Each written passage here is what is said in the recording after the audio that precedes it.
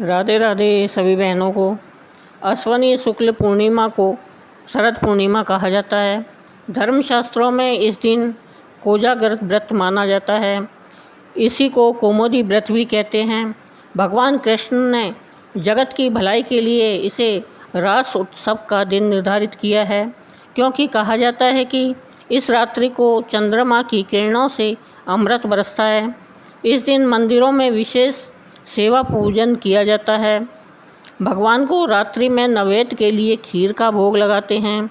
चांदनी में भगवान को विराजमान करते हैं। शरद पूर्णिमा से ही कार्तिक स्नान और व्रत प्रारंभ हो जाते हैं। माताएं अपनी संतान की मंगल कामना के लिए व्रत रखती हैं और देवी देवताओं को पूजती हैं। शरद पूर्णिमा के दिन चंद्रमा पृथ्वी के बहुत पास आ जाता है, इसलिए अमृत प्राप्त करने की इच्छा से शरद पूर्णिमा की रात्रि को खीर रख देते हैं। इस दिन चंद्रमा की रोशनी में सुई में धागा पिरोते हैं, इससे आँखों की रोशनी बढ़ती है।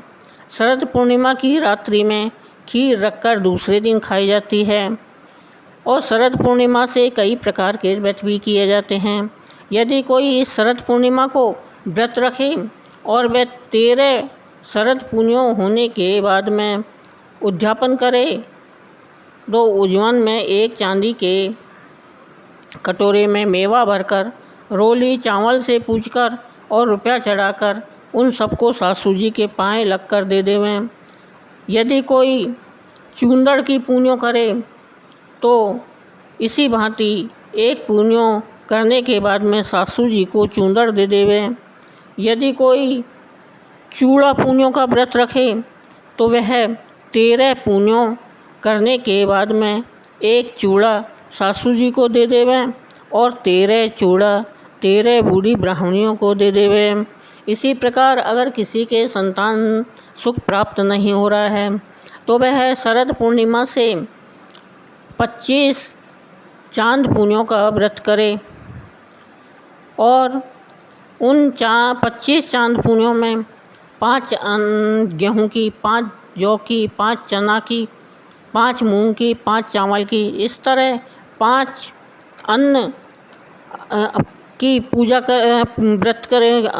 व्रत में 5 तरह के अन्न खाए और 26वीं पूर्णिमा के दिन अपनी सासू जी को बेस और पूरा स्वाग का सामान रखकर और जिमा कर सासू जी के पैर छूकर सासू जी को दे देवे, तो इससे संतान सुख प्राप्त होता है।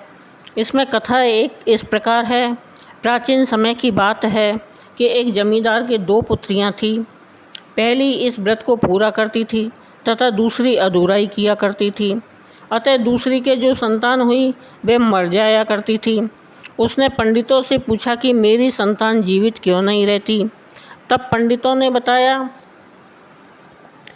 कि तुम पूर्णिमा का व्रत अधूरा करती हो, इससे तुम्हारी संतान जीवित नहीं रहती। इतना जान लेने पर पूरा व्रत करने लगी, किंतु थोड़े दिन बाद लड़का हुआ और होते ही वह मर गया। उसने मृत लड़के को सुलाया। वह बड़ी बहन के पास गई, उसे बुलाकर लाई। वो जैसे ही बैठने लगी तो उसके छूते ही बच्चा जीवित हो उठा और रोने लगा। बच्चे की आवाज़ सुनते ही छोटी बहन हर्षित होकर कहने लगी, बहन ये तेरे भाग से ही जी गया है। तू व्रत पूरा करती है और मैं अधूरा।